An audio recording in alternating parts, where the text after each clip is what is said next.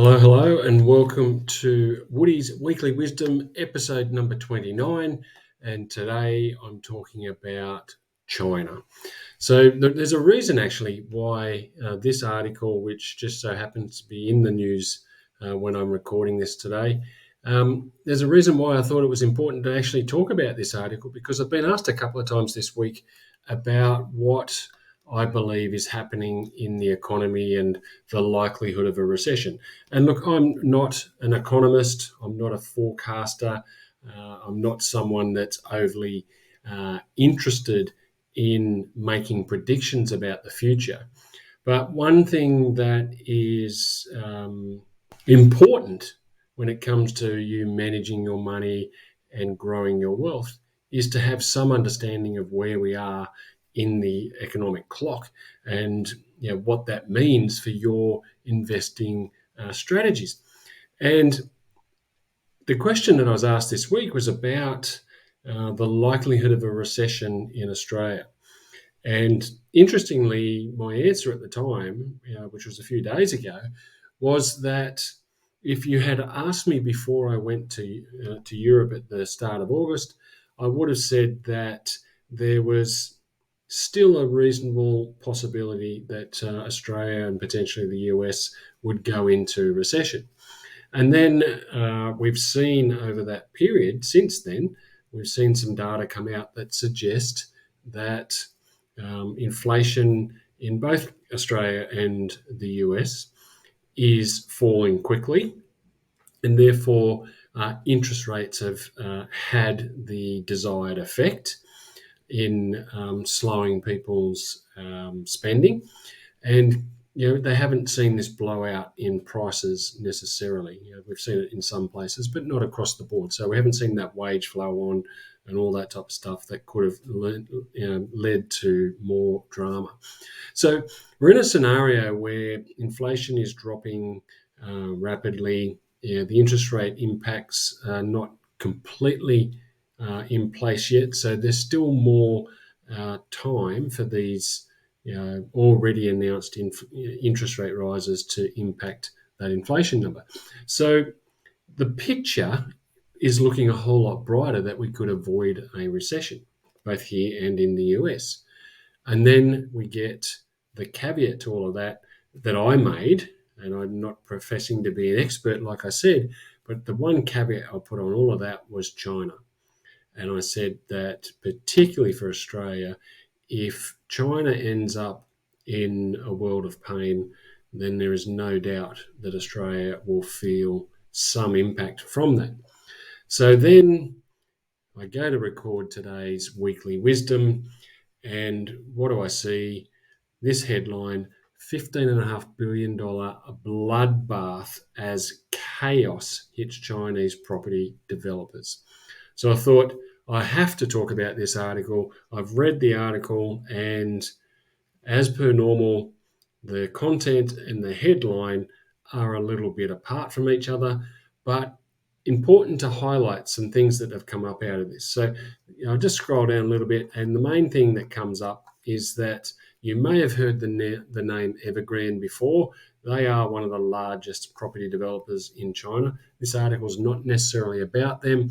It's actually about one of their competitors, Sunac, which has done what Evergrande did about 12 months ago. I think they did it, where they applied for US bankruptcy court for some protection in relation to creditors and the amount of debt that they have.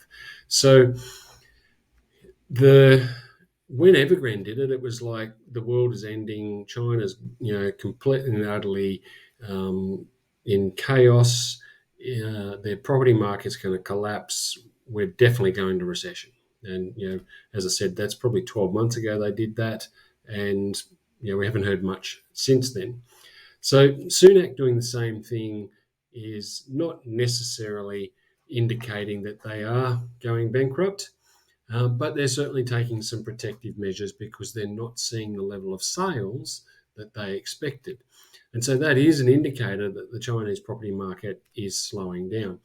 And so, they're in classic, I guess, journalistic form. they then go to, I guess, expand the story a little bigger than what it really is to justify the headline and really just to fill the page. So this sentence here is one that you will see journalists use all the time, and it starts with, "And fears continue to grow that China's biggest builder, Country Garden, is on the brink of default." So it's fears that are continuing to grow, but it's like, show me the evidence. Whose fears, and where are these fears coming from? It's an inflative statement that is not necessarily backed by a great deal of evidence or reality.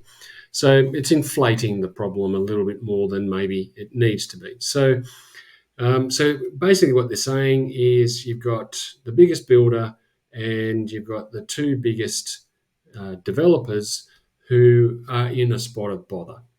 And I guess that is where the story can end in terms of this weekly wisdom, because that's all we need to know. And that is that the position in China is not necessarily improving and potentially is getting worse.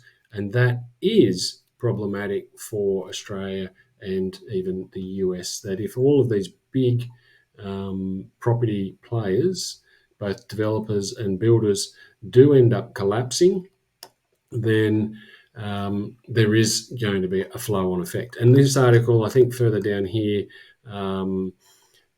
alludes to it. So many developers have geared their ability to pay contractors, investors to continuously increasing numbers of pre-build purchases by Chinese homeowners. So that's that slowdown. And what they're basically saying is that, so I've probably gone too far, but they're saying in here that the risk is that if those three companies end up in trouble because of the volume of dollars that they've borrowed, it will have, here it is here, international analysts fear, once again, fear, so it's not necessarily a reality, but it's fear, global investment organizations are heavily exposed to these debts, which may pose a risk to the stability of global financial markets. So there's the real impact of all of this to the rest of the world, is that if these massive entities end up in trouble, then there's a flow-on impact to the banks around the world who have lent to them, who may not get their money back, and that will create a whole world of pain for the financial markets. So there is the snapshot. I'm not going to go into the rest of the article because it starts down here, starts getting into politics and fraud and bribery and all the people that are caught up in all of that type of stuff. So China's cracking down on all that type of stuff, but it's not the gist of the article. Well, it does become the gist, but it's not the gist of what we want to talk about. The fact is here that there is some news emanating, whether it's inflated or not, but there's news emanating that suggests that China's not out of the woods, and therefore, by extension, Australia and the US are probably not out of the woods yet either. So as a result, we need to be mindful that the risk of recession in Australia and the US is potentially hinging on what happens in the US. So we do just keep an eye on that, and we'll follow that for you. And if any new information comes out, we'll certainly talk about it. But for now, it's just understanding that there is a risk that China could bring other parts of the world down based on its extreme levels of borrowing that could embroil some of the financial institutions in the US and potentially other parts of the world, which would create a squeeze on available cash, which then means people can't borrow to continue building and buying, which then means economies slow down and we end up in a recession.